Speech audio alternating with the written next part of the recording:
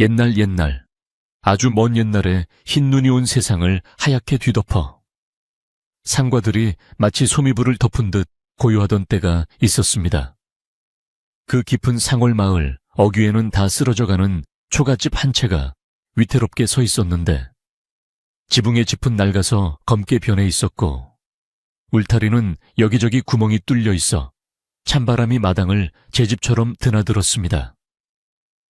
그 집에는 글 읽기를 밥 먹기보다 좋아하는 가난한 선비 김진사가 홀로 살고 있었는데 그는 가진 것이라고는 낡은 책 몇 권과 다 떨어진 붓 한 자루뿐이었지만 마음 많은 비단 옷을 입은 부자보다 더 넉넉하고 맑은 사람이었습니다.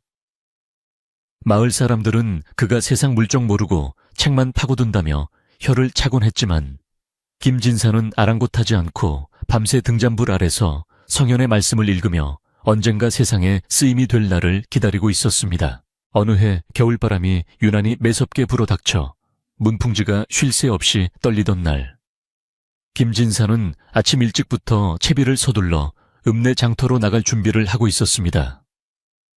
그동안 산에서 약초를 캐고 틈틈이 남의 집 편지를 써주며 모은 돈 엽전 5냥을 품속 깊이 소중하게 간직하고 있었는데 그 돈은 그가 오랫동안 사고 싶어 했던 귀한 책을 사기 위해 먹고 싶은 것도 참아가며 피땀 흘려 모은 전 재산이나 다름없었습니다. 낡은 갓을 쓰고 구멍난 무명 두루마기를 걸친 채 눈길을 나서는 그의 발걸음은 그 어느 때보다 가벼웠고 앙상한 나뭇가지 사이로 비치는 햇살조차 그를 축복하는 듯 따스하게 느껴져 김진사의 입계는 저절로 은은한 미소가 번졌습니다. 10리가 넘는 눈길을 걸어가야 했지만 머릿속에는 온통 새 책을 읽을 생각뿐이라 추위조차 느껴지지 않았습니다. 장터에 도착하자 온갖 물건을 사고 파는 사람들로 북적거려 활기가 넘쳤고 여기저기서 외치는 장사꾼들의 고함과 물건값을 깎으려는 아낙네들의 실랑이가 뒤섞여 시끌벅적했습니다. 김진사는 서책을 파는 가게로 곧장 가려 했으나 장터 한복판에 사람들이 겹겹이 둘러서서 웅성거리는 광경을 목격하고는 호기심의 발걸음을 멈추었습니다. 사람들 사이로 비집고 들어가 보니 험상갈게 생긴 사내 하나가 댕기 머리를 한 어린 소녀의 머리채를 휘어잡고 고래고래 소리를 지르고 있었는데 소녀는 추위에 파랗게 얼어붙은 얼굴로 하염없이 눈물을 흘리며 바들바들 떨고 있었습니다. 구경꾼들은 혀를 차며 안타까워하면서도 누구 하나 나서서 말리는 사람이 없었고 그저 죄인의 딸이라는 수근거림만 맴돌 뿐이었습니다. 사내의 호통 소리를 들어보니 소녀의 아비가 관아의 돈을 갚지 못하고 죄인이 되어 끌려갔는데 빚을 대신 갚기 위해 그 어린 딸을 노비로 팔아넘기려 한다는 기막힌 사연이었습니다. 사내는 소녀를 짐짝 취급하며 누구든 엽전 5냥만 내면 당장 데려가라고 으름장을 놓았고 소녀는 공포에 질려 숨조차 제대로 쉬지 못한 채 바닥에 주저앉아 있었습니다. 그 모습을 지켜보던 김진사의 가슴 속에서 뜨거운 것이 울컥 치솟아 올랐는데 평소 벌레 한 마리도 함부로 죽이지 못하는 유약한 성품이었지만 눈앞에서 벌어지는 참혹한 광경을 도저히 모른 척하고 지나칠 수가 없었습니다. 책을 사려던 부푼 꿈은 순식간에 사라지고 오직 저 가엾은 아이를 구해야 한다는 생각만이 그의 머릿속을 가득 채웠습니다. 김진사는 떨리는 손으로 품속을 더듬어 깊이 간직해 두었던 엽전 꾸러미를 꺼냈는데 그 돈은 그가 지난 일 년 동안 입을 것 안 입고 먹을 것 안 먹으며 모은 피와 땀의 결정체였습니다. 하지만 그는 주저없이 사람들 앞으로 나서며 사내를 향해 그 돈을 내밀었고 떨리지만 단호한 목소리로 그 아이를 자신이 데려가겠노라고 말했습니다. 사내는 김진사의 허름한 행색을 보고 처음에는 비웃었으나 그가 내민 묵직한 엽전 5냥을 확인하자 탐욕스러운 눈빛을 번뜩이며 낚아채듯 돈을 받아 챙겼습니다. 주변 사람들은 저런 어리숙한 선비가 다 있냐며 수군거렸고 땡전 한 푼 없는 주제에 귀한 돈을 죄인의 딸에게 쓴다며 어리석다고 손가락질을 해댔습니다. 사내는 돈을 챙기자마자 뒤도 돌아보지 않고 소녀를 김진사 쪽으로 거칠게 떠밀어버리고는 사라져버렸고 졸지에 낯선 선비의 손에 맡겨진 소녀는 여전히 두려움에 떨며 고개조차 들지 못했습니다. 김진사는 멍하니 서 있는 소녀를 내려다보며 난감한 표정을 지었으나 이미 엎질러진 물이니 어찌할 도리가 없다고 생각하며 소녀에게 가자고 나직하게 말했습니다. 책을 사려던 계획은 물거품이 되었지만 김진사는 빈손을 바라보며 씁쓸하게 웃으면서도 한 생명을 구했다는 사실에 스스로를 위로했습니다. 그는 얼어붙은 소녀의 손을 잡으려다 남녀가 유별하다는 생각에 멈칫하고는 그저 앞장서서 걸으며 소녀가 따라오도록 묵묵히 길을 재촉했습니다. 집으로 돌아오는 길은 갈 때보다 훨씬 멀고 험하게 느껴졌는데 해가 서산으로 넘어가면서 기온은 급격히 떨어지고 매서운 눈보라가 다시 몰아치기 시작했기 때문이었습니다. 김진사는 얇은 옷 하나만 걸친 소녀가 혹여나 얼어 죽지 않을까 걱정이 되어 자꾸만 뒤를 돌아보았고 소녀는 달아빠진 집신을 끌며 힘겹게 그의 뒤를 따르고 있었습니다. 말 한마디 없이 눈길을 걷는 두 사람 사이에는 어색한 침묵만이 감돌았지만 그 침묵 속에는 서로에 대한 낯설음과 앞으로 닥쳐올 고단한 삶에 대한 막막함이 섞여 있었습니다. 김진사는 자신의 앞가림도 못하면서 식구를 하나 더 늘렸으니 앞으로 어찌 살아야 할지 걱정이 태산 같았으나 이미 저지른 일이니 하늘의 뜻이라 여기기로 했습니다. 어느덧 마을 어귀에 도착했을 때는 이미 사방이 캄캄한 어둠에 잠겨 있었고 멀리서 들려오는 개 짖는 소리만이 정막을 깨고 있었습니다. 김진사의 낡은 초가집은 어둠 속에서 더욱 초라해 보였는데 그는 소녀에게 누추한 곳이지만 들어오라고 권하며 삐걱거리는 살인문을 열었습니다. 마당에는 아무렇게나 자란 잡초들이 눈 속에 파묻혀 있었고 부엌 아궁이에는 온기라고는 찾아볼 수 없게 차갑게 식어 있어 냉기가 뼛속까지 스며들었습니다. 김진사는 서둘러 부엌으로 들어가 남은 장작을 모아 불을 지피기 시작했고 타닥타닥 타오르는 불꽃을 보며 비로소 긴 한숨을 내쉬었습니다. 소녀는 부엌 한 구석에 쪼그리고 앉아 불을 쬐면서도 여전히 경계심을 풀지 못한 채 김진사의 눈치를 살피고 있었습니다. 방 안으로 들어온 김진사는 윗목에 놓인 낡은 이불을 꺼내 소녀에게 내어주며 아랫목에 앉으라고 권했고 자신은 윗목 차가운 바닥에 자리를 잡고 앉았습니다. 그는 소녀에게 이름을 물었으나 소녀는 기어들가는 목소리로 연화라고 짧게 대답할 뿐 더 이상 입을 열지 않았습니다. 김진사는 연화가 겪었을 모진 풍파를 짐작하며 더 이상 묻지 않고 부엌에서 식은 밥덩이와 김치 몇 조각을 가져와 소반에 차려 내놓았습니다. 배가 고팠을 텐데도 선뜻 숟가락을 들지 못하는 연화를 보며 김진사는 먼저 밥을 한술 뜨며 어서 먹으라고 부드럽게 재촉했습니다. 그제야 연화는 허겁지겁 밥을 먹기 시작했고 그 모습을 보는 김진사의 마음 한구석이 짠하게 아려왔습니다. 식사를 마친 후 김진사는 헌책을 꺼내어 읽으려 했으나 글자가 눈에 들어오지 않아 책을 덮고 연화를 바라보며 조심스럽게 말을 건넸습니다. 그는 자신이 연화를 산 것은 종으로 부리거나 딴 마음이 있어서가 아니라 그저 험한 꼴을 당하는 것이 안타까워 구한 것이니 안심하라고 일러주었습니다.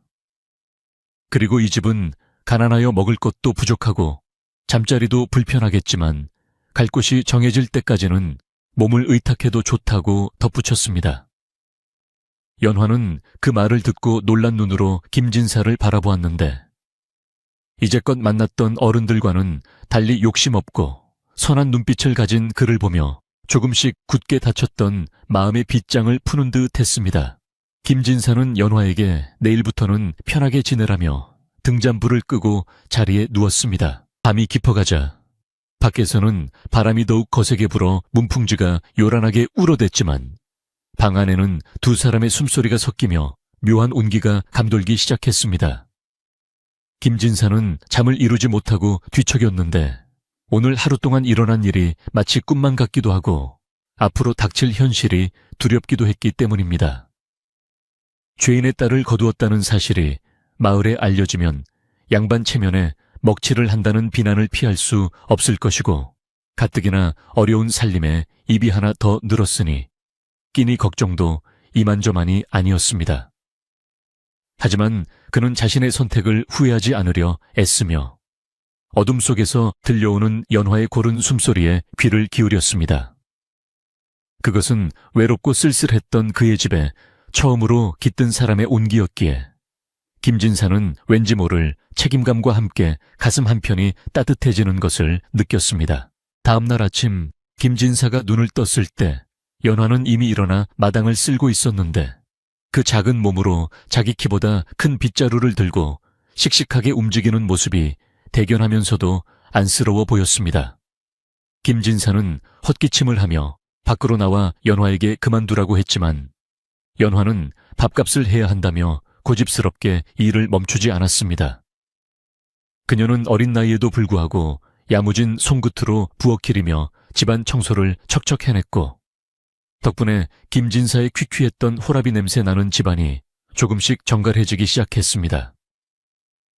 김진사는 그런 연화를 보며 자신이 오히려 도움을 받는 것 같아 미안한 마음이 들었지만 한편으로는 집안에 생기가 도는 것 같아 흐뭇한 미소를 감출 수 없었습니다.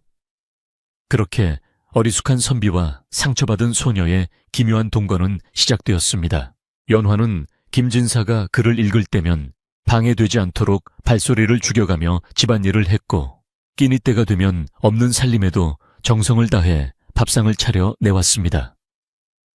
비록 보리밥의 된장국뿐인 소박한 밥상이었지만 김진사에게는 그 어떤 진수성찬보다 맛이 좋게 느껴졌습니다. 그는 밥을 먹으며 연화에게 글을 가르쳐주겠다고 제안했는데 연화는 천한 계집이 어찌 감히 글을 배우냐며 손사래를 쳤지만 눈빛만은 호기심으로 반짝였습니다. 김진사는 사람은 누구나 배울 권리가 있다며 천자문책을 펴놓고 한 글자씩 가르치기 시작했고 연화는 스펀지가 물을 빨아들이듯 빠르게 글을 익혀 김진사를 놀라게 했습니다. 두 사람은 스승과 제자가 되어 밤늦도록 책 읽는 소리로 낡은 초갓집을 채웠습니다. 그러나 평화로운 시간도 잠시 마을 우물가에는 김진사가 읍내장터에서 죄인의 딸을 돈 주고 사왔다는 소문이 꼬리에 꼬리를 물고 퍼져나가기 시작했습니다. 아낙네들은 빨래를 하며 쑥덕거렸고 동네 노인들은 정자나무 아래 모여 앉아 말세라며 혀를 찼습니다. 특히 마을의 유지이자 욕심 많기로 소문난 최 부자는 그 소식을 듣고는 코웃음을 치며 양반 가문에 수치라느니 근본 없는 계집을 집에 들였다느니 하며 악담을 퍼부었습니다. 김진사는 애써 귀를 막고 모른 척하려 했지만 사람들의 따가운 시선과 노골적인 수군거림은 점점 그의 집 담장을 넘어 마당 안까지 침범해 들어오고 있었습니다. 연화 역시 마을 사람들의 눈총을 느끼고는 밖으로 나가는 것을 꺼리게 되었고 김진사의 얼굴에는 점차 그늘이 드리워지기 시작했습니다. 어느 날 장터에서 김진사를 보았던 사내가 마을 주막에 나타나 떠벌리는 바람에 소문은 더욱 구체적으로 변질되어 퍼졌습니다. 사내는 김진사가 온양의 계집을 사서 첩으로 삼으려 한다는 둥, 밤마다 해괴한 짓을 한다는 둥, 입에 담지 못할 말들을 지어내어 퍼뜨렸습니다. 순박한 마을 사람들은 처음에는 반신반의하다가도 사내의 그럴듯한 거짓말에 넘어가 김진사를 색안경을 끼고 바라보게 되었습니다. 김진사는 억울하고 분통이 터졌지만 자신이 나서서 해명한다고 해도 믿어줄 사람이 없다는 것을 알기에 그저 묵묵히 참을 수밖에 없었습니다.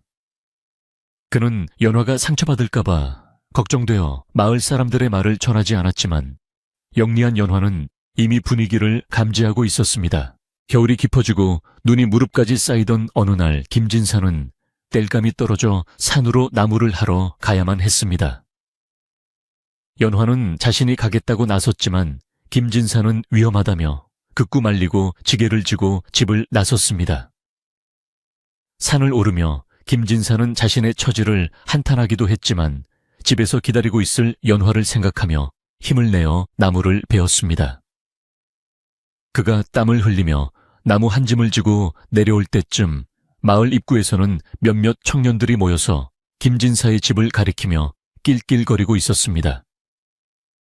그들은 김진사가 없는 틈을 타 연화를 희롱하려고 기회를 엿보고 있었던 것인데 김진사는 그런 줄도 모르고 무거운 발걸음을 옮기며 집으로 향하고 있었습니다.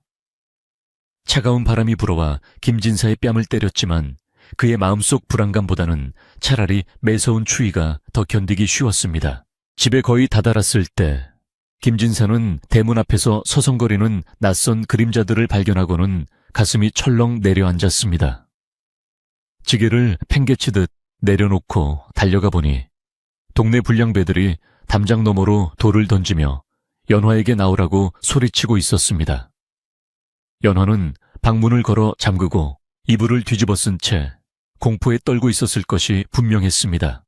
김진사는 평소에 점잖은 모습은 온데간데 없이 고함을 지르며 불량배들을 쫓아냈지만 그들은 도망치면서도 김진사를 향해 조롱과 야유를 멈추지 않았습니다.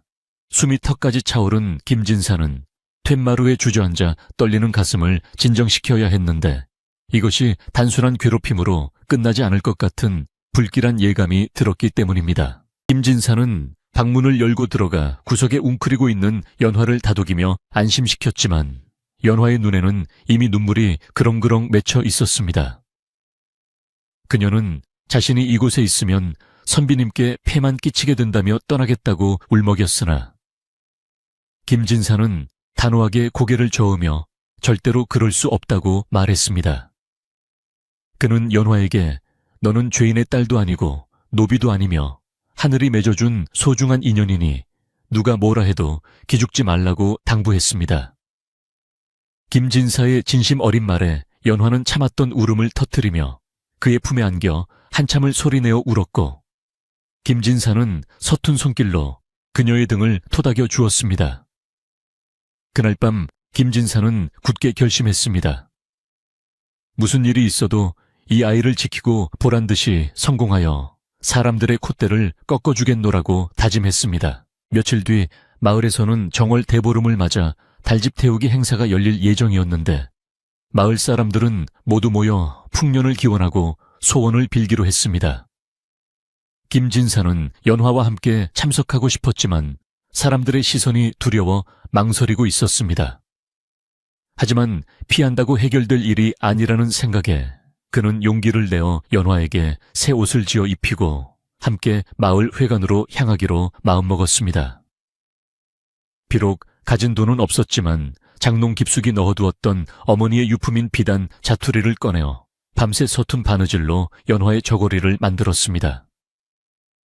연화는 김진사가 만들어준 옷을 입고 거울 앞에 서서 수줍게 웃어 보였는데 그 모습이 마치 선녀가 강림한 듯 고와서 김진사는 잠시 넋을 잃고 바라보았습니다. 그렇게 시간은 흘러 어느덧 온양으로 맺어진 인연이 김진사의 삶에 깊이 뿌리내리기 시작했습니다. 처음에는 그저 동정심으로 시작된 일이었지만 이제는 서로가 없어서는 안 될 소중한 가족이 되어가고 있었습니다. 차가운 겨울바람도 사람들의 비웃음도 두 사람의 끈끈한 유대를 끊을 수는 없었으며 오히려 시련이 닥칠수록 그들의 믿음은 더욱 단단해져만 갔습니다. 김진사의 낡은 초가집에는 웃음소리가 끊이지 않았고 삭막했던 마당에는 봄을 기다리는 희망의 싹이 트고 있었습니다. 하지만 세상은 그리 호락호락하지 않아서 그들의 작은 행복을 시기하는 검은 그림자가 서서히 다가오고 있다는 사실을 그들은 아직 알지 못했습니다. 이웃 마을에 사는 김진사의 먼 친척이 소문을 듣고 찾아온다는 전갈이 왔는데 그는 평소 김진사의 집터와 선산을 탐내던 욕심 많은 자였습니다. 그가 온다는 소식에 김진사는 가슴이 답답해져 옴을 느꼈지만 연화에게는 내색하지 않고 태연한 척했습니다. 김진사는 다가올 풍파를 예감하며 밤늦도록 책을 읽으며 마음을 다잡으려 노력했고 연화는 그런 김진사의 곁을 지키며 먹을 갈아주거나 심지를 돋우며 조용히 내조했습니다. 밖에서는 눈보라가 휘몰아치고 있었지만 등잔불 아래 두 사람의 그림자는 흔들림 없이 하나의 풍경처럼 어우러져 있었습니다. 이것이 바로 훗날 전설이 될 이야기의 시작이었습니다. 봄 기운이 아지랑이처럼 피어오르며 산과 들의 눈을 녹이고 가을물이 졸졸 흐르기 시작했지만 김진사의 집 마당에는 여전히 차가운 겨울바람이 머물러 있는 듯 했습니다. 마을 사람들의 시선은 꽃샘추위보다 더 매섭게 김진사와 연화의 등 뒤를 찔러댔고 담장 너머로 들려오는 수군거림은 하루가 다르게 거칠어져만 갔습니다. 김진사는 애써 태연한 척하며 글 읽기에만 전념하려 했지만 책장을 넘기는 그의 손끝은 미세하게 떨리고 있었고 마음 한구석에는 시커먼 먹물 같은 불안감이 번져가고 있었습니다. 그는 자신이 데려온 아이가 마을 사람들에게 손가락질을 받는 것이 못내 가슴 아팠고 죄 없는 아이에게 씻을 수 없는 상처를 준 것은 아닌지 자책하며 밤잠을 설치는 날이 늘어갔습니다. 어느 날 오후 마을의 유지인 최 부자가 거드름을 피우며 하인들을 대동하고 김진사의 집 앞을 지나가게 되었는데 그는 일부러 큰 소리로 김진사가 들으라는 듯이 비아냥거렸습니다. 최 부자는 양반이 체면도 없이 근본 모르는 계집을 집안에 들여 풍기를 문란하게 한다며 혀를 찼고 그의 하인들은 주인의 눈치를 살피며 덩달아 낄낄거리고 웃어댔습니다. 김진사는 방 안에서 그 소리를 듣고 주먹을 불끈 쥐었으나 힘없는 선비가 맞서 싸워봐야 계란으로 바위치기라는 것을 알기에 치밀어 오르는 분노를 사기며 눈을 감을 수밖에 없었습니다. 최 부자는 김진사의 집이 빚에 허덕이다가 결국 자신의 손에 넘어오게 될 것이라며 공공연하게 떠들고 다녔고 마을 사람들은 최 부자의 위세에 눌려 그 말에 동조하는 척 고개를 끄덕였습니다. 연화는 우물가에 물을 기르러 갔다가 아낙네들의 냉대와 따돌림을 고스란히 감당해야 했는데 그녀가 나타나면 시끌벅적하던 우물가가 찬물을 끼얹은 듯 조용해지곤 했습니다. 아낙들은 마치 더러운 것이라도 본 양치맛자락을 걷어 올리며 자리를 피하거나 등 뒤에서 들으라는 듯이 죄인의 딸 주제에 뻔뻔하게 고개를 들고 다닌다며 험담을 쏟아냈습니다. 연화는 입술을 꽉 깨물고 아무렇지 않은 척 물동이를 머리에 이고 돌아왔지만 집 대문을 들어서자마자 참았던 눈물이 뺨을 타고 흘러내려 옷자락을 적셨습니다. 그녀는 김진사가 걱정할까봐 얼른 눈물을 훔치고 부엌으로 들어가 아궁이 불을 지폈지만 타오르는 불꽃을 바라보는 그녀의 눈망울은 깊은 슬픔으로 일렁이고 있었습니다. 이러한 사정을 딱하게 여긴 이웃집 박노인이 어느 날 저녁 어스름이 깔릴 무렵 막걸리 한 병과 김치 한 보시기를 들고 김진사의 사랑방을 찾아왔습니다. 박노인은 마을에서 가장 연로하고 세상 이치에 밝은 어른으로 평소 김진사의 올곧은 성품을 아끼고 좋아하던 분이었습니다. 그는 김진사와 마주 앉아 술잔을 기울이며 세상 인심이 흉흉하고 최 부자의 심사가 고약하니 각별히 조심해야 한다고 나직한 목소리로 충고했습니다. 박노인은 자네가 아무리 뜻이 높아도 쌀이 없으면 굶어 죽고 힘이 없으면 밟히는 것이 세상 이치일세라며 지금은 몸을 낮추고 때를 기다리는 것이 상책이라고 일러주었습니다. 김진사는 박노인의 뼈있는 조언에 고개를 숙이며 깊이 새겨 듣겠노라고 대답했습니다. 박노인이 돌아간 뒤 김진사는 밤이 깊도록 잠을 이루지 못하고 마당을 서성거렸는데 하늘에 떠있는 반달이 마치 자신의 처지처럼 외롭고 위태로워 보였습니다. 그는 연화를 지키고 집안을 일으키기 위해서는 오직 과거에 급제하여 벼슬길에 오르는 길밖에 없다는 것을 뼈저리게 깨달았습니다. 하지만 당장 끼니를 때울 양식조차 바닥을 드러내고 있었고 붓과 종이를 살 돈도 없어 공부를 계속하기가 막막한 상황이었습니다. 김진사는 자신의 무능함을 탓하며 한숨을 내쉬었지만 방 안에서 새어나오는 희미한 불빛과 연화의 그림자를 보며 다시금 마음을 다잡았습니다. 그는 어떤 굴욕과 고난이 닥치더라도 결코 포기하지 않겠다고 다짐하며 주먹으로 흙바닥을 내리쳤습니다. 다음 날부터 연화는 달라진 모습으로 집안 살림을 꾸려나가기 시작했는데 그녀는 더 이상 사람들의 시선을 두려워하여 방 안에만 숨어있지 않았습니다.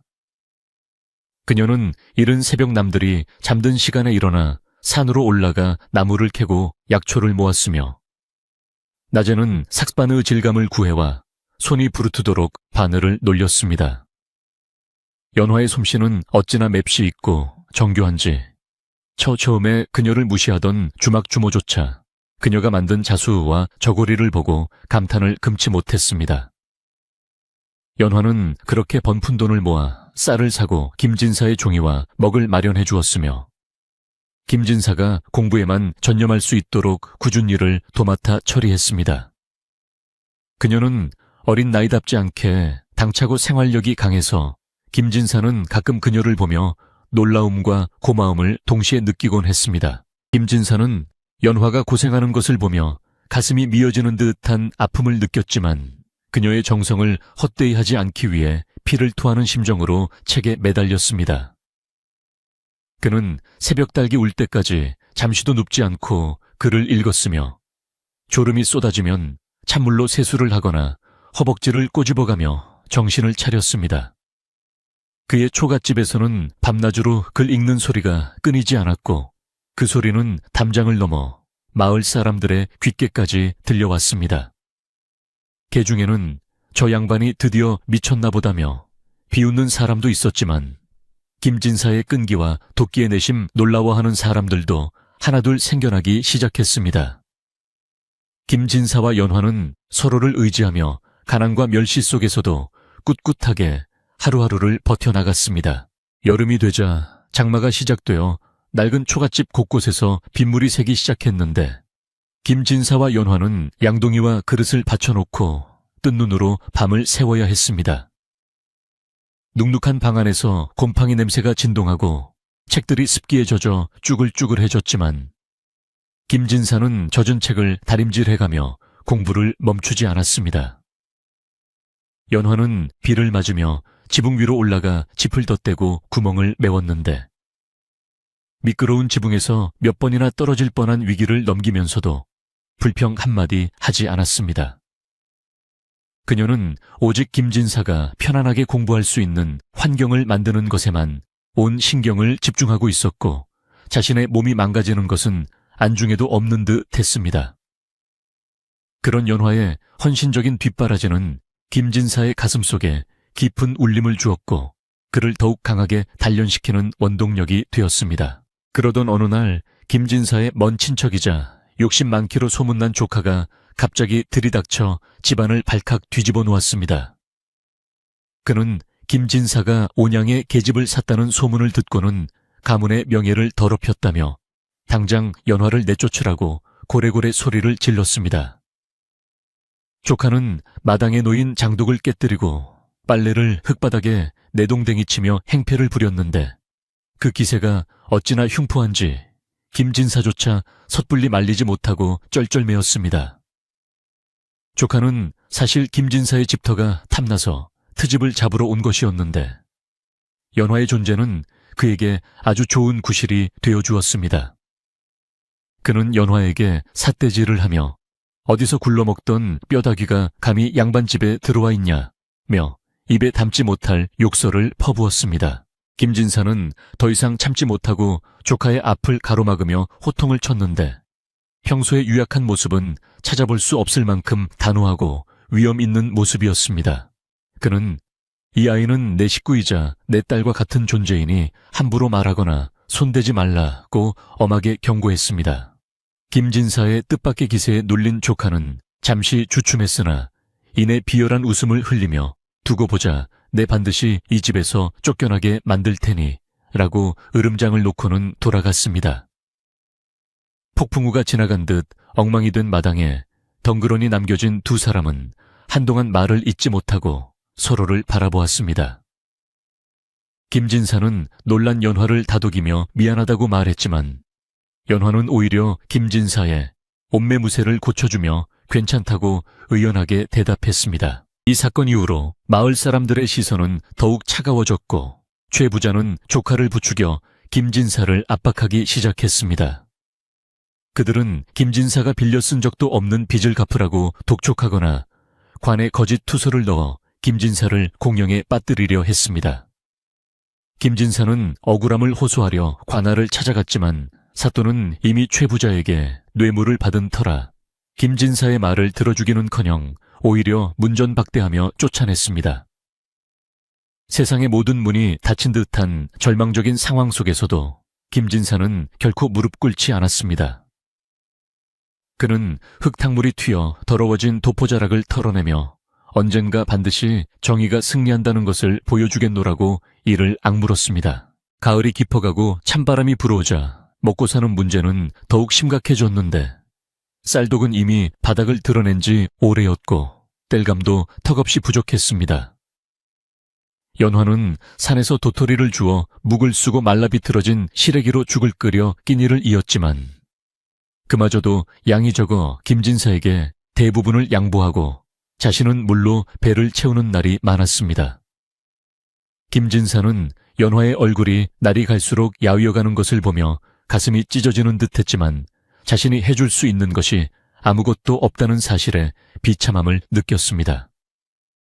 그는 밤마다 몰래 눈물을 흘리며 조상님께 빌고 또 빌었습니다. 제발 이 아이에게 따뜻한 밥 한 끼 배불리 먹일 수 있는 날이 오게 해달라고 간절히 기도했습니다. 그러던 어느 날 박노인이 다시 찾아와 조심스럽게 말을 꺼냈는데 읍내의 부잣집에서 글 잘 쓰는 사람을 구하니 필사 아르바이트라도 해보는 게 어떻겠냐는 제안이었습니다. 체면을 중시하는 양반으로서 남의 집 일을 해주는 것은 부끄러운 일이었지만 김진사는 망설임 없이 그 제안을 받아들였습니다. 그는 연화를 굶길 수 없다는 일념 하나로 자존심을 내려놓고 밤낮으로 남의 책을 베껴 쓰는 일에 매달렸습니다. 손가락에 굳은 살이 박이고 눈이 침침해질 정도로 고된 작업이었지만 쌀 한 되를 받아들고 집으로 돌아오는 그의 발걸음은 그 어느 때보다 가벼웠습니다. 연화는 쌀자루를 받아들고 펑펑 울었는데 그것은 기쁨의 눈물이자 김진사에 대한 무한한 존경과 사랑의 표현이었습니다. 시간은 흐르는 물처럼 멈추지 않고 지나가 어느덧 강산이 변한다는 10년의 세월이 흐르기 시작했습니다. 그 긴 시간 동안 김진사의 머리에는 흰 서리가 내려앉았고 연화는 댕기머리 소녀에서 성숙한 여인으로 변해갔지만 두 사람의 목표는 단 한 번도 흔들리지 않았습니다. 김진사의 학문은 날이 갈수록 깊어지고 넓어져서 이제는 마을 훈장님조차 그의 학식에 감탄할 경지에 이르렀습니다. 연화 역시 삭바느질 솜씨가 입소문을 타면서 읍내 포목점에서도 일감을 맡길 정도로 인정받게 되었고 비록 풍족하지는 않지만 입에 풀칠은 할 수 있을 정도의 살림을 꾸려 나갔습니다. 하지만 그들의 마음속에는 언제나 채워지지 않는 갈증이 있었으니 그것은 바로 세상에 당당하게 서고 싶은 열망이었습니다. 마을 사람들은 여전히 김진사네를 무시하고 따돌렸지만 예전처럼 대놓고 괴롭히지는 못했습니다. 그것은 김진사에게서 풍겨나오는 범접할 수 없는 기품과 연화의 단정하고 흐트러짐 없는 태도 때문이었습니다. 최 부자는 여전히 호시탐탐 김진사를 몰락시킬 기회를 엿보고 있었지만 틈을 보이지 않는 두 사람 때문에 속만 태우고 있었습니다. 김진사는 마을 사람들의 냉대를 수련의 과정이라 여기며 더욱더 학문에 정진했고 연화는 그런 김진사의 든든한 버팀목이 되어 주었습니다. 두 사람은 말하지 않아도 서로의 눈빛만으로 마음을 읽을 수 있는 경지에 이르렀으며 그들의 초가집은 세상의 풍파를 막아주는 요새와도 같았습니다. 어느 깊은 겨울밤 김진사는 마침내 붓을 놓고 긴 숨을 내쉬며 창문을 열었는데 하늘에는 유난히 밝은 별 하나가 그를 내려다보고 있었습니다. 그는 연화를 불러 앞에 앉히고는 이제 때가 되었으니 한양으로 과거를 보러 떠나겠노라고 비장하게 선언했습니다. 연화는 올 것이 왔다는 표정으로 고개를 끄덕이며 그동안 모아두었던 쌈짓돈을 꺼내어 김진사의 손에 쥐어주었습니다. 그것은 연화가 10년 동안 먹고 싶은 것 입고 싶은 것을 참아가며 모은 그녀의 청춘과 땀이 고스란히 담긴 돈이었습니다. 김진사는 떨리는 손으로 그 돈을 받아들고 하염없이 눈물을 흘렸고 연화는 말없이 그의 손을 잡아주며 부디 뜻을 이루고 돌아오시라고 간곡히 부탁했습니다. 떠나는 날 아침 마을 어귀에는 배웅 나온 사람 하나 없이 찬바람만 휑하게 불었지만 김진사의 뒷모습은 그 어느 때보다 당당하고 커 보였습니다. 연화는 동구 밖까지 따라 나와 김진사가 보이지 않을 때까지 손을 흔들며 서 있었는데 그녀의 눈에는 믿음과 희망이 가득 차 있었습니다. 박노인만이 멀리서 그 모습을 지켜보며 부디 살아서 돌아오시게, 큰 인물이 되어 돌아오시게라고 중얼거리며 눈시울을 붉혔습니다. 김진사는 괴나리 보찜 하나를 메고 천리길을 걷기 시작했고 그의 발걸음마다 지난 10년의 서름과 한이 깊이 새겨졌습니다. 이것은 끝이 아니라 새로운 시작이었으며 세상을 놀라게 할 거대한 반전의 서막이었습니다. 김진사가 떠난 뒤 연화는 홀로 빈집을 지키며 더욱더 억척스럽게 살림을 꾸려나갔습니다. 최 부자는 김진사가 없는 틈을 타 연화에게 접근하여 회유하고 협박했지만 연화는 눈 하나 깜짝하지 않고 단호하게 거절했습니다. 그녀는 우리 선비님은 반드시 장원 급제하여 돌아오실 것이니 그때 가서 후회하지 말고 물러가라고 당차게 쏘아붙였습니다. 최 부자는 계집의 도끼에 혀를 내두르며 물러갔지만 속으로는 김진사가 낙방하여 거짓골로 돌아오기만을 손꼽아 기다렸습니다. 마을 사람들도 저런 새님이 무슨 과거냐며 비웃었지만 연화는 그들의 말에 귀를 닫고 오직 기도하는 마음으로 하루하루를 보냈습니다. 그녀는 정화수를 떠놓고 매일 밤 천지신명께 빌고 또 빌었습니다. 계절이 바뀌고 해가 바뀌어도 김진색에서는 아무런 소식이 없었고 마을에는 그가 객사했다는 둥, 산적을 만나 변을 당했다는 둥 온갖 흉흉한 소문이 나돌았습니다. 연화의 마음은 타들어가 숫검정이 되었지만 그녀는 결코 희망의 끈을 놓지 않았습니다. 그녀는 대문을 활짝 열어두고 언제든 김진사가 돌아오면 맞이할 준비를 했으며 그의 옷을 깨끗이 빨아 다림질해놓고 밥상을 차려두는 일을 하루도 거르지 않았습니다. 연화의 지극정성은 하늘도 감동시킬 만큼 애절하고 숭고한 것이었으며 그것은 단순한 기다림을 넘어선 거룩한 신앙과도 같았습니다. 그러던 어느 날 마을 입구에 낯선 거동의 사내가 나타났다는 소문이 돌기 시작했는데 행색이 남루하고 얼굴이 굉한 것이 영락없는 거짓골이라는 말이 들려왔습니다. 사람들은 수군거리며 그 사내를 구경하러 몰려들었고 연화 역시 가슴이 철렁 내려앉는 것을 느끼며 떨리는 다리를 이끌고 대문 밖으로 나갔습니다. 과연 그 사내는 김진사일까요? 아니면 헛소문에 불과한 것일까요? 마을에는 묘한 긴장감이 감돌았고 최 부자의 집에서는 잔치라도 벌일 듯한 들뜬 분위기가 감지되었습니다. 이제 곧 10년의 기다림에 대한 결과가 드러나려는 순간 폭풍전야의 고요함이 마을 전체를 무겁게 짓누르고 있었습니다. 마을 어귀에 나타난 사내는 누가 보아도 영락없는 거린의 행색을 하고 있었는데 머리는 산발을 하여 헝클어져 있었고 수염은 깎지 않아 더부룩하게 얼굴을 덮고 있었습니다. 입고 있는 옷은 본래 무슨 색이었는지 알 수 없을 정도로 때에 절어 검게 변해 있었고 여기저기 기운 자국과 터진 구멍 사이로 앙상한 살같이 드러나 보였습니다. 발에는 다 닳아서 발가락이 삐져나온 집신을 신고 있었으며 등에는 무엇이 들었는지 모를 쭈글쭈글한 괴나리 보찜 하나를 힘겹게 메고 있었습니다. 마을 사람들은 그 사내의 주변으로 몰려들어 코를 막고 인상을 찌푸리며 웅성거렸는데 그 냄새가 어찌나 고약한지 곁에 다가가는 것조차 꺼려질 정도였습니다. 그러나 그 사내의 눈빛만은 묘하게 깊고 맑아서 사람들은 그를 함부로 쫓아내지 못하고 그저 바라만 보고 있었습니다. 그때 누군가가 아니, 저 사람은 10년 전에 과거 보러 떠난 김진사가 아닌가 하고 소리치자 좌중은 찬물을 끼얹은 듯 일순간 조용해졌습니다. 사람들은 설마 하는 표정으로 사내의 얼굴을 자세히 뜯어보았고 이내 그 콧날과 눈매가 김진사와 닮았다는 것을 확인하고는 경악을 금치 못했습니다. 아이고, 저 꼴 좀 보게. 장원 급제는커녕 빌어먹는 거지가 되어 돌아왔구만. 누군가의 비아냥거림을 시작으로 여기저기서 탄식과 조소 섞인 말들이 터져 나왔습니다. 김진사는 사람들의 시선을 피하지 않고 묵묵히 고개를 숙인 채 걸음을 옮겼지만 그 발걸음은 청은망은 무거워 보였고 어깨는 축 처져 있어 보는 이로 하여금 혀를 차게 만들었습니다. 마을 사람들은 기대가 컸던 만큼 실망도 크다며 이제 김진사네는 완전히 망했다고 수군거렸습니다. 연화는 대문 밖이 소란스러워지자 무슨 일인가 싶어 뛰쳐나왔다가 마당으로 들어서는 초라한 행색의 사내를 보고 그 자리에 얼어붙은 듯 멈춰 섰습니다.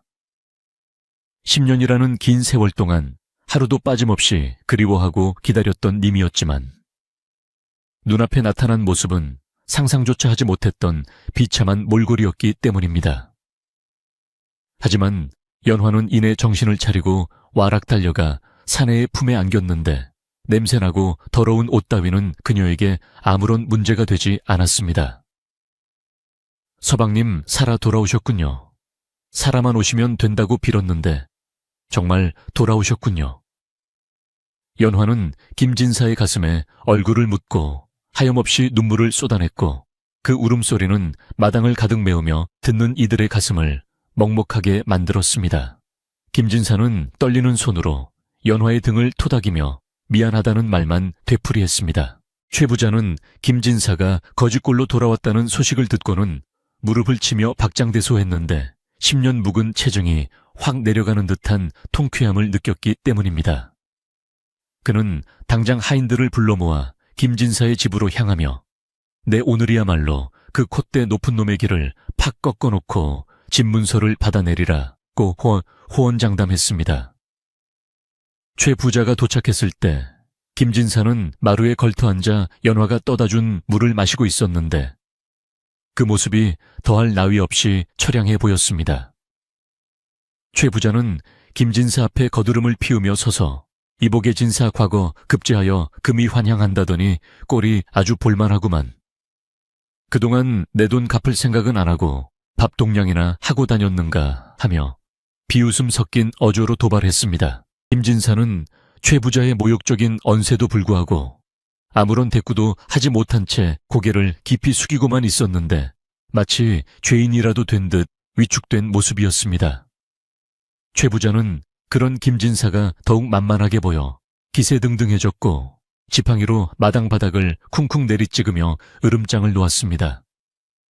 자네가 없는 동안 이 계집이 내 땅을 밟고 다닌 도지며 자네가 빌려간 돈의 이자가 눈덩이처럼 불어났네. 당장 갚지 못하겠다면 이 집이라도 내놓고 썩 꺼지게. 최 부자의 억지 주장에 연화가 나서서 따지려 했으나 김진사는 연화의 손을 잡고 말리며 그저 죄송하다는 말만 반복할 뿐이었습니다. 마을 사람들은 담장 너머로 이 광경을 지켜보며 김진사가 너무나 무력하고 비굴해 보인다며 안타까워하면서도 실망감을 감추지 못했습니다. 최 부자는 김진사의 굴복하는 태도에 흡족해하며 내일 아침까지 밀린 빚을 다 갚지 못하면 관에 고발하여 옥살이를 시키고 연화는 자신의 종으로 삼겠다고 최후 통첩을 날렸습니다. 그는 낄낄거리며 하인들과 함께 돌아갔고 김진사의 집 마당에는 다시금 무거운 정막만이 감돌았습니다. 연화는 억울하고 분해서 눈물을 흘리며 김진색에 따져 물었습니다. 서방님, 어찌하여 저런 악당에게 한마디도 못하십니까? 우리가 무슨 빚을 졌다고 저리 당하고만 계십니까? 그녀의 목소리는 떨리고 있었지만 그 속에는 김진사에 대한 원망보다는 세상의 부조리에 대한 분노가 더 크게 서려 있었습니다. 김진사는 아무 말 없이 연화의 눈물을 닦아주며 깊은 한숨을 내쉬었습니다. 해가 저물고 어둠이 깔리자 김진사의 초라한 방에는 희미한 등잔불 하나만이 위태롭게 타오르고 있었는데 두 사람은 저녁상도 물리지 않은 채 마주 앉아 있었습니다. 연화는 부엌에서 남은 쌀을 털어지은 밥과 된장국을 김진사 앞에 밀어놓으며 비록 찬 밥이지만 드시고 기운 차리세요. 호랑이 굴에 들어가도 정신만 차리면 산다고 했습니다. 방법이 있겠지요. 라며 애써 밝은 표정을 지어 보였습니다. 김진사는 숟가락을 들어 밥을 한술 뜯어 말고 연화의 얼굴을 빤히 바라보았는데 지난 10년의 고생이 고스란히 묻어나는 그녀의 거친 피부와 주름진 눈가가 가슴을 후벼 파는 듯 아파왔습니다. 그는 밥이 목구멍으로 넘어가지 않아 물만 들이키며 자신이 참으로 못난 지압이라고 자책했습니다. 김진사는 늦은 밤이 되도록 잠자리에 들지 않고 툇마루에 나와 앉아 밤하늘을 올려다보았는데 구름에 가려진 달빛이 마치 자신의 앞날처럼 흐릿해 보였습니다. 그는 품속에서 낡고 해진 주머니 하나를 꺼내어 만지작거렸는데 그 안에는 무엇인가 딱딱하고 묵직한 물건이 들어있는 듯 했습니다. 김진사의 눈빛은 낮에 최부자 앞에서 보였던 비굴함과는 전혀 다른 매섭고 차가운 빛을 띠고 있었습니다. 그는 혼잣말처럼 중얼거렸습니다. 사람의 마음을 아는 것이 그를 아는 것보다 중하다 했거늘 내 이제야 진짜 세상을 보는구나. 그의 목소리에는 서리빨 같은 결기가 서려 있었고 이는 곧 닥쳐올 폭풍을 예고하는 듯했습니다. 한편 최 부자는 집으로 돌아와 승리의 술잔을 기울이며 기생들을 불러 모아 잔치를 벌였는데 김진사를 쫓아내고 연화를 차지할 생각에 들떠 있었습니다. 그는 마을 이장과 촐로들을 불러다 놓고 내일 날이 밝는 대로 김진사의 집을 허물고 그 자리에 정자를 짓겠노라고 떠벌렸습니다. 아첨하기 좋아하는 이들은 최 부자의 비위를 맞추며 역시 부자 어르신의 위세는 당할 자가 없습니다라며 축혀 세웠고 최 부자는 껄껄 웃으며 거드름을 피웠습니다. 하지만 그 시각 최 부자의 집 담장 밖에는 검은 그림자 하나가 조용히 서서 그들의 대화를 엿듣고 있었으니 그는 다름 아닌 김진사였습니다.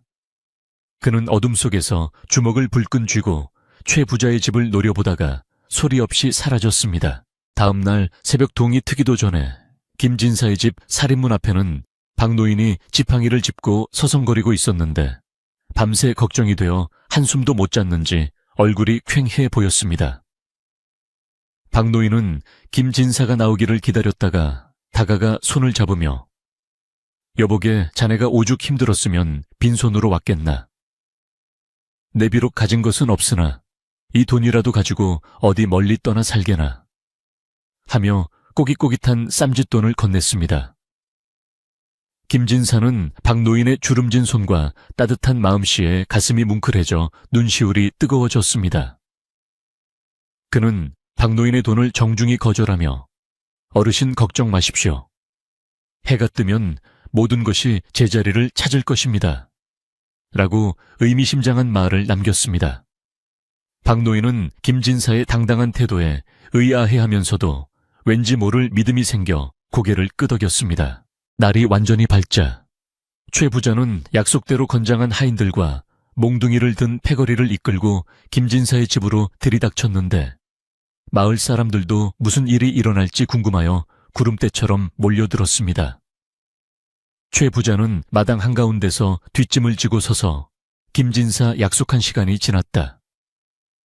빚을 갚지 못하겠으면 당장 나와 무릎을 꿇고 이 집을 비워라 하고 고래고래 소리를 질렀습니다.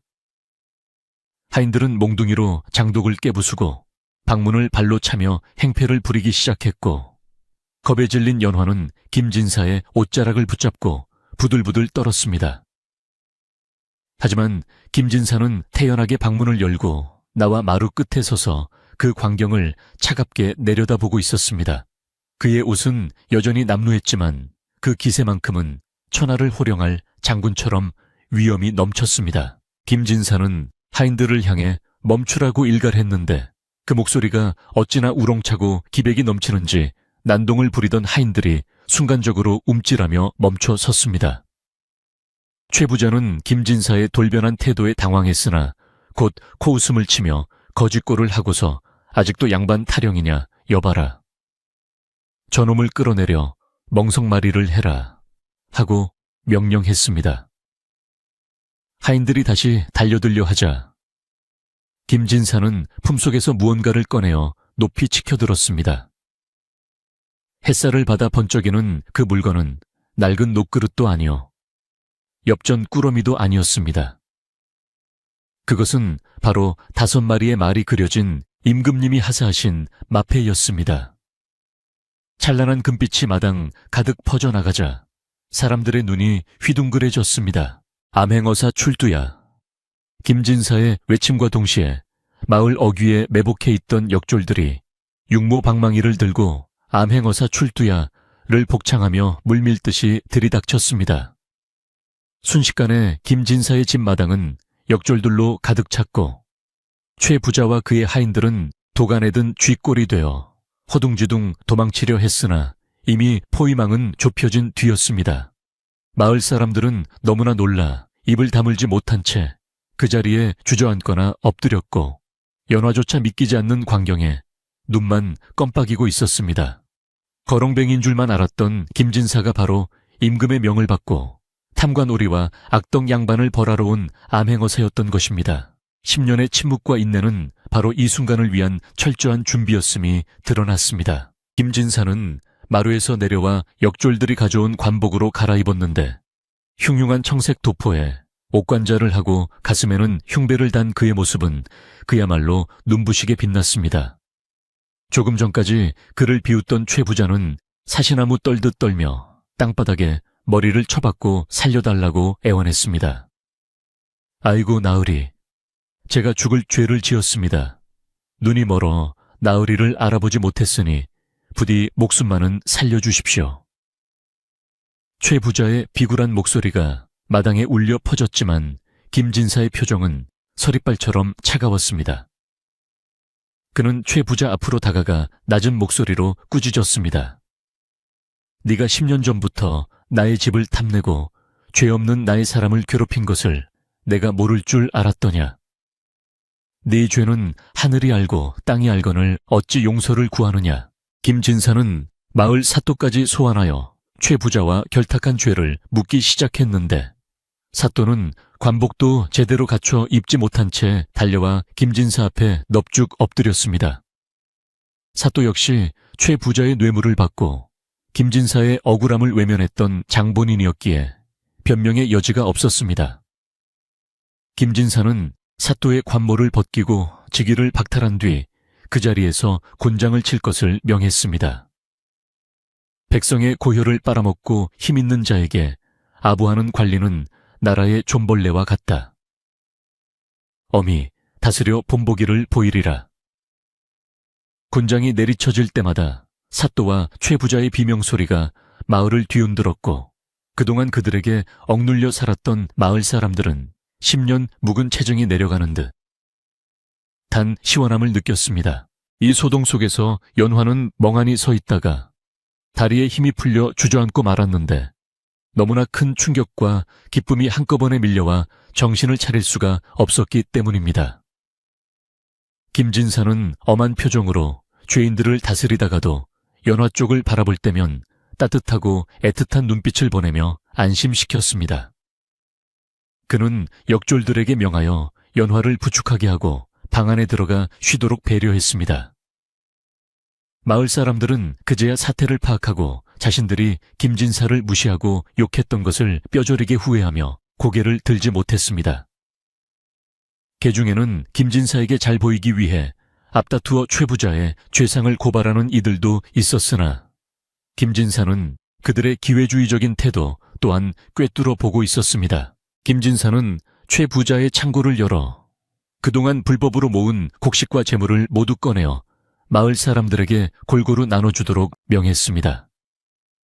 이 재물은 본래 너희들의 땀과 눈물로 만들어진 것이니 주인에게 돌아가는 것이 마땅하다.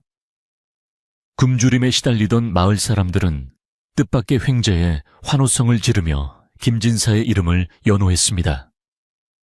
그들은 김진사를 살아있는 부처라 칭송하며 눈물을 흘렸고 최 부자가 빼앗아갔던 땅 문서와 집 문서들도 원래 주인들에게 되돌려 주었습니다.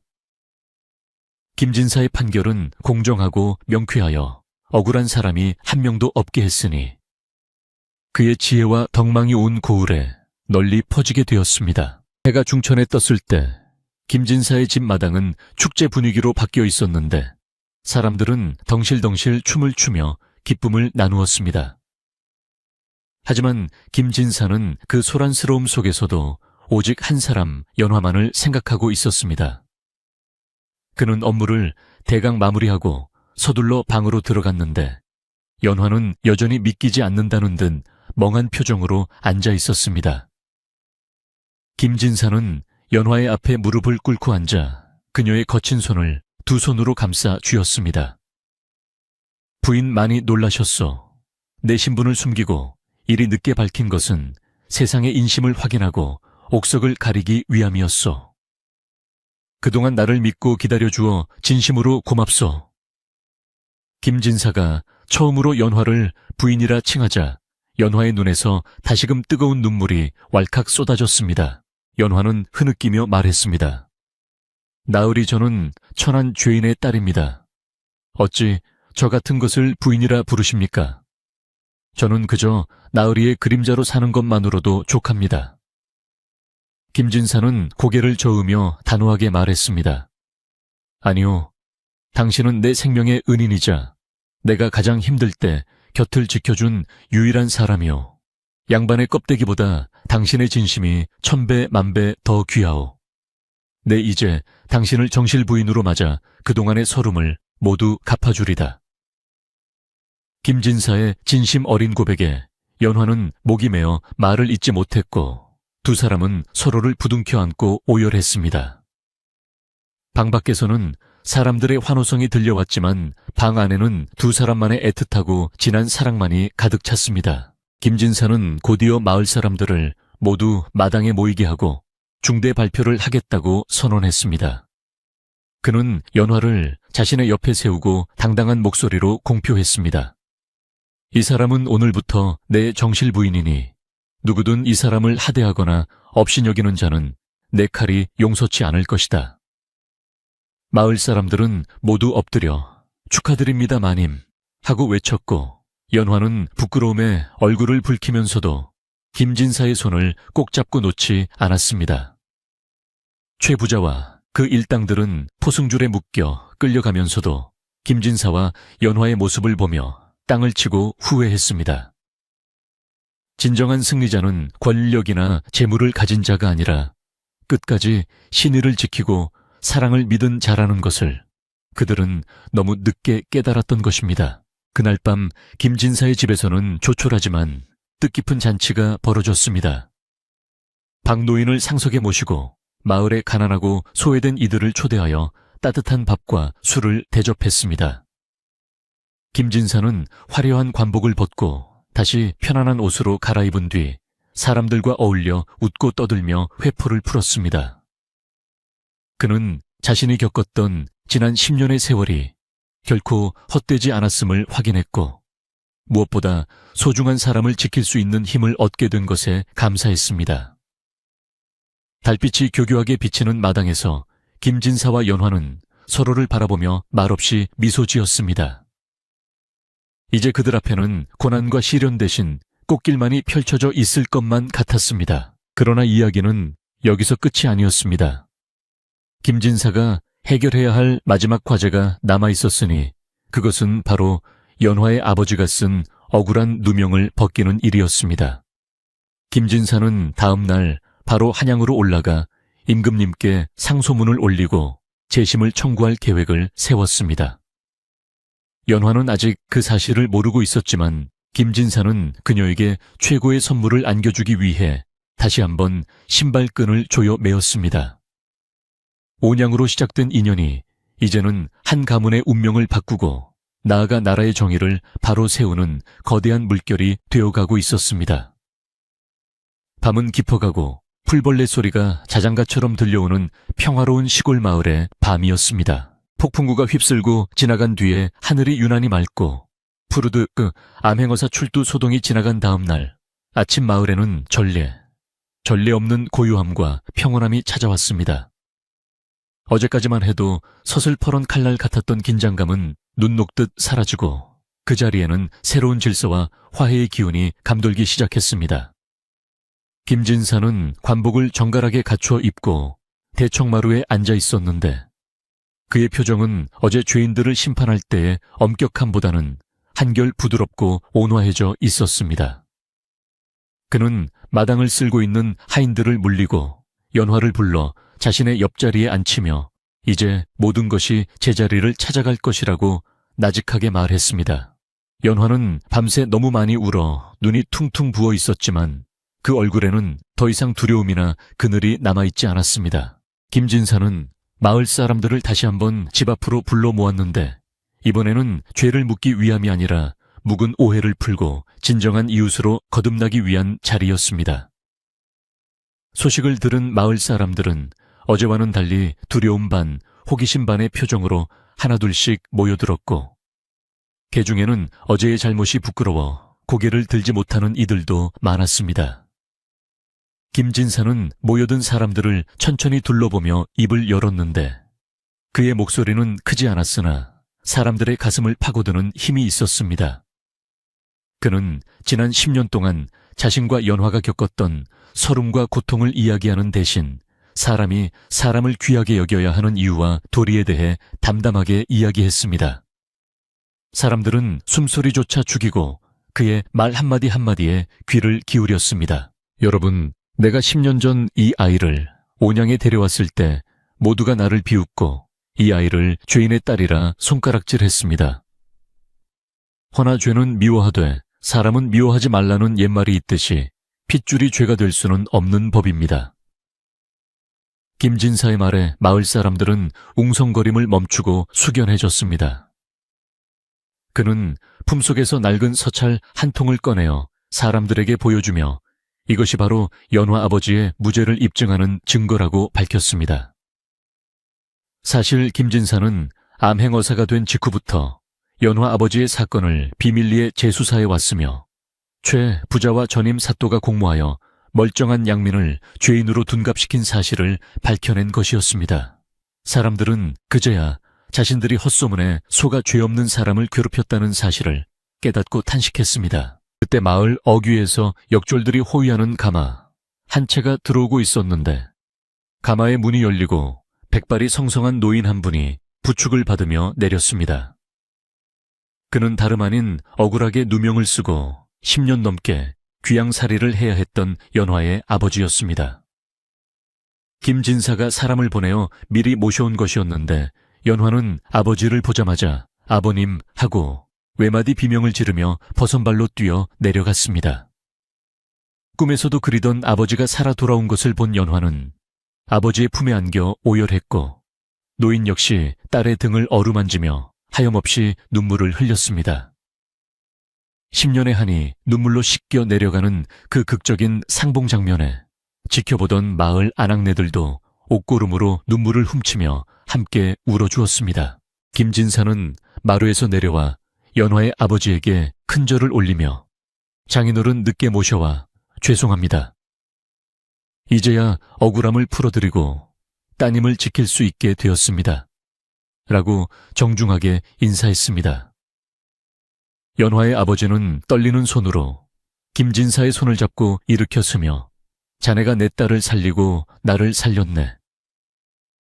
이 은혜를 어찌 다 갚을꼬 하며 감격해 했습니다. 이 모습을 지켜보던 마을 사람들은 그동안 자신들이 최부자의 꼬임에 넘어가 얼마나 큰 잘못을 저질렀는지 뼈저리게 반성하게 되었습니다. 그들은 김진사와 연화 그리고 그녀의 아버지 앞에 무릎을 꿇고 사죄하며 앞으로는 결코 헛된 소문에 휘둘리지 않고 진심으로 두 분을 모시겠다고 맹세했습니다. 이제 마당에는 훈훈한 기운이 감돌기 시작했는데 김진사는 마을 사람들의 사과를 너그럽게 받아들이며 모두 일어나라고 권했습니다. 그는 지난 일은 덮어두고 앞으로 우리 마을이 서로 돕고 아끼는 살기 좋은 곳이 되도록 힘써 봅시다. 라며 화합을 제안했습니다. 그러자 마을 청년들이 나서서 그동안 자신들이 망가뜨렸던 김진사의 집 울타리와 지붕을 고쳐주겠다고 팔을 걷어붙이고 나섰습니다. 누가 시키지도 않았는데 목수 일을 하는 사람은 연장을 가져오고 힘께나 쓰는 장정들은 나무와 흙을 날라오며 순식간에 집수리 작업이 시작되었습니다. 김진사는 굳이 그럴 필요 없다고 만류했지만 사람들은 이것이 자신들의 속죄하는 마음이라며 기어이 일을 시작했습니다. 무너졌던 담장이 다시 튼튼하게 세워지고 구멍났던 지붕에는 황금빛의 볏짚이 덮이기 시작했습니다. 마당에 굴러다니던 돌멩이들이 치워지고 잡초가 무성했던 텃밭이 말끔하게 정리되자 김진사의 초가집은 몰라보게 번듯한 모습으로 변해갔습니다.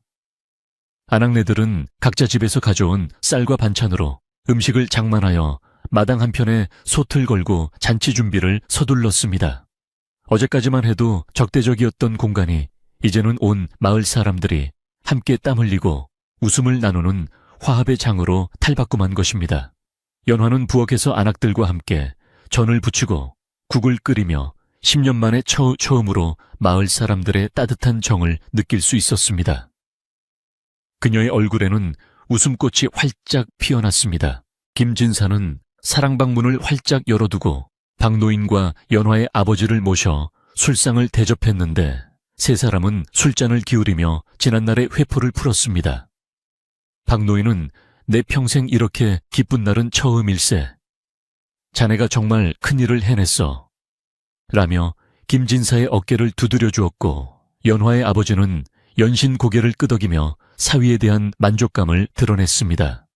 사랑방에서 들려오는 호탕한 웃음소리는 담장을 넘어 마을 전체로 퍼져나갔고 그 소리를 듣는 사람들의 마음까지도 넉넉하게 만들었습니다. 김진사는 이제야 비로소 자신이 지키고자 했던 집이 단순한 건물이 아니라 사람의 마음이 머무는 곳임을 다시 한번 깨달았습니다. 해질 무렵이 되자 집수리는 어느 정도 마무리가 되었고 마을 사람들은 마당에 멍석을 깔고 둘러앉아 준비한 음식을 나누어 먹었습니다. 최 부자가 빼앗아갔던 곡식과 고기로 만든 음식이라 그런지 더욱 맛이 좋았고 사람들의 표정에는 그늘 한 점 없이 밝기만 했습니다. 김진사는 상석에 앉아 마을 사람들에게 술을 한 잔씩 따라주며 그동안의 노고를 위로하고 덕담을 건넸습니다. 그는 더 이상 위험 있는 암행어사가 아니라 마을의 든든한 큰어른이자 자애로운 이웃으로 돌아와 있었습니다. 사람들은 김진사를 우리 진사님이라 부르며 친근하게 다가왔고 김진사 역시 권위를 내려놓고 그들과 어울렸습니다. 식사가 무르익어갈 무렵 김진사는 연화를 불러 사람들 앞에 세우고 다시 한번 감사의 뜻을 표했습니다. 이 모든 영광은 모진 세월을 견뎌준 내 부인 덕분입니다. 부인의 지혜와 인내가 없었다면 나는 결코 이 자리에 서지 못했을 것입니다. 김진사의 공치사의 연화는 수줍어하며 고개를 숙였지만 마을 사람들은 뜨거운 박수와 환호로 두 사람의 앞날을 축복해 주었습니다. 특히 예전에 연화를 괴롭혔던 동네 아낙들은 연화의 손을 잡고 눈물을 글썽이며 미안하다고 거듭 사과했고 연화는 괜찮다며 그들을 따뜻하게 안아주었습니다. 그렇게 해묵은 감정의 앙금들은 봄눈 녹듯이 사라지고 그 자리에는 진정한 용서와 화해가 싹트고 있었습니다. 밤이 깊어가자 사람들은 하나둘씩 집으로 돌아갔지만 그들의 마음속에는 김진사가 보여준 정의와 사랑의 불씨가 남겨져 있었습니다. 텅 빈 마당에는 다시 고요가 찾아왔지만 예전의 쓸쓸하고 차가운 정막과는 달리 따스하고 충만한 기운이 감돌았습니다. 김진사와 연화, 그리고 연화의 아버지는 대청마루에 나란히 앉아 밤하늘의 별을 올려다보았습니다. 10년 전 김진사가 온양을 주고 연화를 데려오던 날 밤에도 저 별들은 저기에 있었을 것입니다.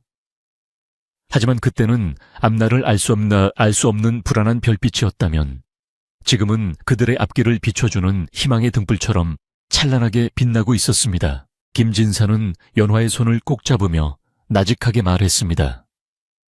이제 우리 집에는 더 이상 찬바람이 들어오지 않을 것이오. 그동안 고생 많았소. 연화는 김진사의 어깨에 머리를 기대며 행복한 미소를 지었습니다.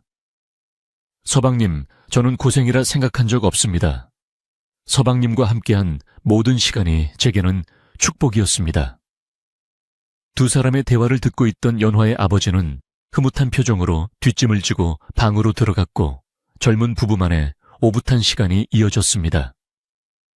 풀벌레 소리가 배경음악처럼 깔리고 달빛이 두 사람의 그림자를 길게 들이우는 아름다운 밤이었습니다. 이제 김진사는 더 이상 과거의 힘없는 서생이 아니었지만 그의 본성은 여전히 그를 사랑하고 사람을 아끼는 선비 그대로였습니다. 그는 암행어사로서의 임무를 완수하고 나면 다시 이 상월 마을로 돌아와 아이들을 가르치고 학문에 정진하며 살겠다는 소박한 꿈을 꾸고 있었습니다. 그리고 그 곁에는 언제나 현명하고 아름다운 아내 연화가 함께할 것이라는 사실이 그를 더욱 든든하게 만들었습니다. 부귀영화나 높은 벼슬보다 더 소중한 것은 사랑하는 사람과 함께 마음 편히 밥 한 끼를 먹을 수 있는 평범한 일상임을 그는 너무나 잘 알고 있었기 때문입니다.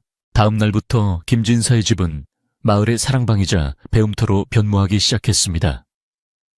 김진사는 아침마다 대문을 활짝 열어두고 동네 아이들을 불러 모아 그를 가르치기 시작했는데 수업료는 받지 않았습니다. 대신 아이들은 고사리 같은 손으로 뜯어온 나물이나 산열매를 김진사에게 내밀었고 김진사는 그것을 세상에서 가장 귀한 선물로 받아주었습니다. 연화는 아이들에게 줄 간식을 만드느라 부엌에서 쉴 새 없이 움직였지만 그녀의 얼굴에서는 웃음이 떠나지 않았습니다. 아이들의 글 읽는 소리가 낭랑하게 울려 퍼지는 김진사의 집은 이제 마을 전체의 희망이자 자랑거리가 되어가고 있었습니다. 한편 죄를 짓고 끌려갔던 최 부자와 사또에 대한 소식이 들려왔는데 그들은 관에서 엄한 처벌을 받고 먼 섬으로 유배를 떠나게 되었다고 했습니다. 그들이 떠난 마을에는 새로운 사또가 부임해 왔는데 그는 김진사의 명성을 익히 듣고 찾아와 조언을 구하고 공정하게 고을을 다스리겠다고 약속했습니다. 덕분에 마을은 예전의 평온함을 되찾았을 뿐만 아니라 그 어느 때보다 살기 좋은 곳으로 거듭나게 되었습니다. 사람들은 이 모든 변화가 김진사의 굳은 의지와 연화의 헌신 덕분이라며 입을 모아 칭송했습니다. 나쁜 기운은 물러가고 좋은 기운만이 가득 찬 마을의 풍경은 그야말로 태평성대가 따로 없었습니다. 김진사는 틈틈이 연화의 아버지와 함께 산책을 하며 말동무가 되어 드렸는데 두 사람은 마치 친부자처럼 다정해 보였습니다. 연화의 아버지는 사위에게 자신이 겪었던 세상살이의 지혜를 들려주었고 김진사는 장인어른의 말씀을 경청하며 삶의 깊이를 더해갔습니다. 연화는 마당에서 그 모습을 지켜보며 자신이 세상에서 가장 행복한 여인이라고 생각했습니다. 온양이라는 헐값에 팔려왔던 비극적인 운명이 김진사라는 귀인을 만나 이토록 아름다운 결실을 맺게 될 줄은 누구도 상상하지 못했을 것입니다.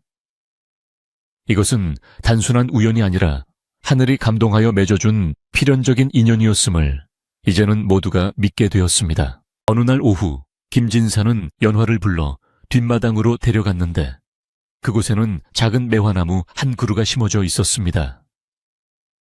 김진사는 이 나무는 10년 전 자네가 처음 우리 집에 왔을 때 심은 것이오. 그동안 모진 풍패에 시달리면서도 죽지 않고 살아남아 이제야 비로소 꽃망울을 터뜨리려 하고 있어. 마치 우리네 인생 같지 않소? 라고 말했습니다. 연화는 나무를 어루만지며 감회에 젖었습니다.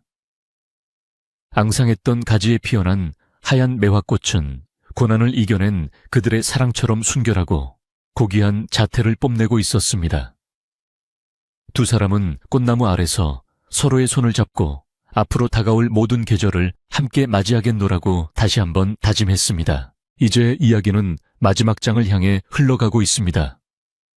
마을은 평화를 되찾았고 악인들은 심판을 받았으며 억울한 사람은 누명을 벗었습니다. 하지만 김진사와 연화에게는 아직 확인해야 할 마지막 행복이 남아 있었습니다. 그것은 바로 고생 끝에 얻은 이 평화가 일시적인 것이 아니라 영원히 지속될 것이라는 믿음을 확인하는 과정이었습니다. 해가 서산으로 넘어가고 저녁 연기가 모락모락 피어오르는 마을 풍경 속에서 김진사의 집 굴뚝에서도 구수한 밥 짓는 냄새가 퍼져나오고 있었습니다. 그것은 세상에서 가장 평범하지만 동시에 가장 위대한 행복의 냄새였습니다. 계절이 몇 번이나 바뀌고 산천초목이 여러 번 옷을 갈아입는 동안 김진사가 사는 산골 마을에는 평화가 깊은 뿌리를 내리고 무성한 가지를 뻗어 나가고 있었습니다. 그동안 마을글을 어지럽히던 탐관오리와 악덕지주가 사라지자 사람들의 얼굴에는 그늘이 걷히고 여유와 웃음이 배어 나오기 시작했습니다. 김진사는 높은 관직에 오를 수 있는 기회가 있었음에도 불구하고 한양의 벼슬자리를 마다하고 조용한 고향 마을에 남아 학문을 닦으며 후학을 양성하는 길을 택했습니다. 그는 부귀영화란 뜬구름과 같아서 언제 사라질지 모르는 것이지만 사람을 키우고 이웃과 정을 나누는 일은 영원히 남는 것이라 믿었기 때문입니다. 그의 초가집은 비록 기와집처럼 화려하지는 않았지만 그 어느 고래등 같은 집보다 더 빛나고 따뜻한 기운이 감돌았습니다. 매일 아침이면 김진사의 집마당은 글 읽는 소리로 낭랑하게 채워졌는데 마을 아이들뿐만 아니라 인근 고을의 선비들까지 찾아와 그의 가르침을 청하곤 했습니다.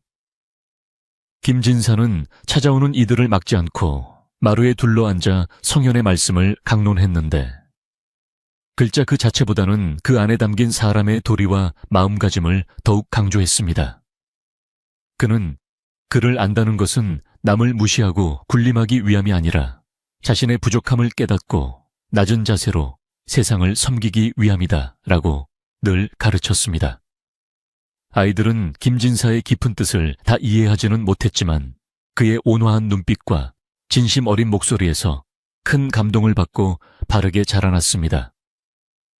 마을 사람들은 그런 김진사를 보며 우리 마을의 큰 스승님이라 부르며 진심으로 존경했습니다. 연화는 이제 어엿한 안주인이 되어 집안 대소사를 지혜롭게 꾸려나갔는데 그녀의 손길이 닿는 곳마다 윤기가 흐르고 질서가 잡혔습니다. 그녀는 과거 자신이 겪었던 배고픔과 서름을 잊지 않고 마을에 끼니를 거르는 사람이 있으면 몰래 쌀자루를 가져다 놓거나 반찬을 나누어 주는 등 선행을 베풀었습니다. 사람들은 연화가 죄인의 딸이라며 손가락질했던 과거를 부끄러워하며 이제는 그녀를 살아있는 보살이라고 칭송했습니다. 연화는 칭찬을 들을 때마다 손사래를 치며 이 모든 것은 남편인 김진사 덕분이며 저는 그저 받은 은혜를 조금 돌려주는 것뿐입니다 라고 겸손하게 말했습니다. 그녀의 겸양은 사람들의 마음을 더욱 깊이 움직였고 마을의 아낙네들은 그녀를 친언니나 친동생처럼 따랐습니다. 연화의 아버지는 건강을 완전히 회복하여 소일거리고 텃밭을 가꾸거나 마을 노인들과 장기를 두며 여생을 평화롭게 보내고 있었습니다. 그는 10년 넘게 귀양지에서 고생하며 잃어버렸던 웃음을 되찾았고 사위인 김진사와 딸 연화가 알콩달콩 살아가는 모습을 보는 것을 최고의 낙으로 삼았습니다. 가끔 그는 툇마루에 앉아 먼 산을 바라보며 눈시울을 붉히곤 했는데 그것은 슬픔의 눈물이 아니라 지옥 같은 고통 끝에 찾아온 천국 같은 행복에 대한 감사의 눈물이었습니다. 그는 김진사를 친아들보다 더 아끼고 사랑하여 좋은 것이 생기면 항상 사위에게 먼저 챙겨주려 했고 김진사 역시 장인어른을 친부모처럼 극진히 모셨습니다. 3대가 어우러져 사는 그들의 집은 효와 사랑이 넘치는 화목한 가정의 표본이 되었습니다. 어느 화창한 가을날 마을에서는 풍년을 감사하는 큰 잔치가 열렸는데 마을 사람들은 너나 할 것 없이 음식을 싸들고 김진사의 집 마당으로 모여들었습니다. 예전에는 최 부자의 눈치를 보느라 숨죽여 지냈던 사람들이 이제는 주인이 되어 마음껏 먹고 마시며 즐거워했습니다. 농악대에 흥겨운 가락이 울려 퍼지고 사람들은 덩실덩실 춤을 추며 그동안의 노고를 씻어냈습니다. 김진사는 마을 사람들 한가운데 앉아 막걸리 잔을 기울이며 그들의 이야기를 들어주고 함께 웃어주었습니다. 권위의식이라고는 찾아볼 수 없는 그의 소탈한 모습에 사람들은 더욱 친근감을 느꼈고 마을 전체가 하나의 대가족처럼 끈끈하게 뭉치게 되었습니다. 박노인은 이제 기력이 많이 쇠하여 지팡이에 의지해야 했지만 잔치판에 빠질 수 없다며 나와 김진사의 옆자리를 지켰습니다. 그는 흐뭇한 표정으로 잔치를 지켜보며 내 평생 이렇게 좋은 날을 보게 될 줄이야. 자네가 온양으로 샀던 것은 그저 어린 계집아이가 아니라 우리 마을의 복덩어리였네 그려. 하고 껄껄 웃었습니다. 김진사는 박노인의 주름진 손을 꼭 잡으며 어르신께서 그때 저를 믿고 격려해 주시지 않았다면 저도 버티기 힘들었을 것입니다. 이 모든 것이 어르신의 덕분입니다. 라고 공을 돌렸습니다. 두 사람의 대화를 듣고 있던 마을 사람들은 고개를 끄덕이며 사람의 인연이란 참으로 묘하고 귀한 것임을 다시금 깨달았습니다. 잔치가 무르익어 갈 무렵 김진사는 조용히 자리에서 일어나 연화를 데리고 마을 뒷산의 언덕으로 올라갔습니다. 그곳에서는 마을의 정영이 한눈에 내려다 보였는데 황금빛으로 물든 들판과 옹기종기 모여있는 초가집들이 평화롭기 그지없었습니다. 저녁 노을이 붉게 타오르며 온 세상을 따뜻하게 감싸 안고 있었고 밥 짓는 연기가 마을 곳곳에서 피어오르는 풍경은 한 폭의 그림과도 같았습니다. 김진사는 연화의 어깨를 감싸 안으며 나직하게 물었습니다. 부인 저와 아래 평화로운 마을이 보이시오. 10년 전 우리가 처음 만났을 때는 저곳이 참으로 차갑고 무서운 곳이었는데 이제는 세상에서 가장 따뜻한 곳이 되었구려. 연화는 김진사의 품에 기대어 고개를 끄덕였습니다. 연화는 잠시 옛 생각에 잠긴 듯 눈을 지그시 감았다가 뜨며 대답했습니다. 그때 서방님이 내미셨던 온양은 제게 그저 돈이 아니라 생명줄이자 희망의 끈이었습니다. 서방님은 저를 사신 것이 아니라 지옥에서 저를 건져내어 사람답게 살 수 있는 기회를 주신 것입니다. 그녀의 눈가에는 이슬 같은 눈물이 맺혔지만 입가에는 행복한 미소가 번져 있었습니다. 김진사는 연화의 손을 잡고 부드럽게 쓰다듬으며 말했습니다. 나 역시 마찬가지라오. 자네가 없었다면 나는 그저 세상 물정 모르는 책상 물림으로 늙어갔을 것이오. 자네를 지키겠다는 일념이 나를 강하게 만들었고 결국 이렇게 우리 모두를 살리게 된 것이오. 두 사람은 서로를 바라보며 깊은 신뢰와 사랑을 확인했습니다. 날이 저물고 어둠이 깔리자 두 사람은 집으로 내려왔는데 사랑방에는 아직도 몇몇 이웃들이 남아 담소를 나누고 있었습니다. 김진사는 그들과 작별 인사를 나누고 방으로 들어와 연화가 차려준 조촐한 저녁상을 받았습니다. 기름진 고기 반찬은 없었지만 갓 지은 하얀 쌀밥과 구수한 된장찌개 그리고 텃밭에서 딴 싱싱한 채소들이 소반 가득 차려져 있었습니다. 김진사는 숟가락을 들며 이 밥상이 임금님의 수라상보다 더 귀하고 맛있다며 감탄했습니다. 10년 전 보리밥 한 덩이도 배불리 먹지 못해 서로 양보하던 시절을 생각하면 지금의 이 평범한 밥상은 그야말로 기적과도 같은 축복이었습니다. 식사를 마친 후 김진사는 책상 앞에 앉아 붓을 들고 글을 쓰기 시작했고 연화는 그 옆에서 묵묵히 바느질을 했습니다. 창호지 문 너머로 들려오는 풀벌레 소리와 가끔씩 들리는 부엉이 울음소리가 밤의 정취를 더해 주었습니다. 등잔불 심지가 타들어가며 탁탁 소리를 낼 때마다 방 안은 은은한 빛으로 일렁겼고 두 사람의 그림자는 벽에 하나로 겹쳐져 흔들렸습니다. 아무 말도 하지 않아도 서로의 존재만으로도 꽉 찬 듯한 충만함이 방 안을 가득 채웠습니다. 이것은 격정적인 사랑을 넘어선 오랜 세월 함께 비바람을 견뎌낸 동지이자 부부만이 느낄 수 있는 깊고 잔잔한 행복이었습니다. 김진사는 문득 붓을 멈추고 연화를 바라보며 말했습니다. 부인네, 언젠가 우리 이야기를 책으로 엮어 후세에 남길까 하오. 비록 온양으로 시작된 보잘것없는 이야기일지 모르나 그 안에 담긴 진심과 인내는 누군가에게 작은 위로가 되지 않겠소. 연화는 바느질하던 손을 멈추고 미소 지으며 대답했습니다. 서방님의 뜻대로 하십시오. 하지만 굳이 책으로 남기지 않아도 우리 마을 사람들의 마음속에 이미 아름다운 이야기로 새겨져 있을 것입니다. 김진사는 연화의 현명한 대답에 고개를 끄덕이며 빙그레 웃었습니다. 참으로 지혜롭고 속 깊은 아내였습니다. 밤이 늦어지자 김진사는 책을 덮고 등잔불을 끄려다가 문득 창문을 열어 밤하늘을 올려다 보았습니다. 10년 전 그 눈보라치던 밤 절망 속에서 올려다 보았던 하늘에는 아무것도 보이지 않았지만 지금은 수많은 별들이 보석처럼 박혀 그들을 축복하듯 반짝이고 있었습니다. 김진사는 마음속으로 다짐했습니다.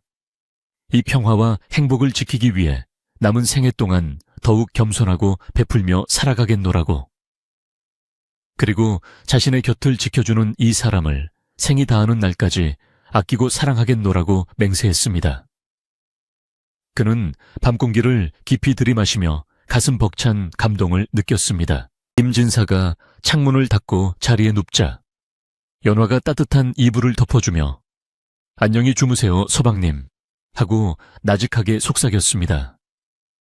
김진사 역시 부인도 좋은 꿈 꾸시오 하며 그녀의 손을 꼭 잡았습니다.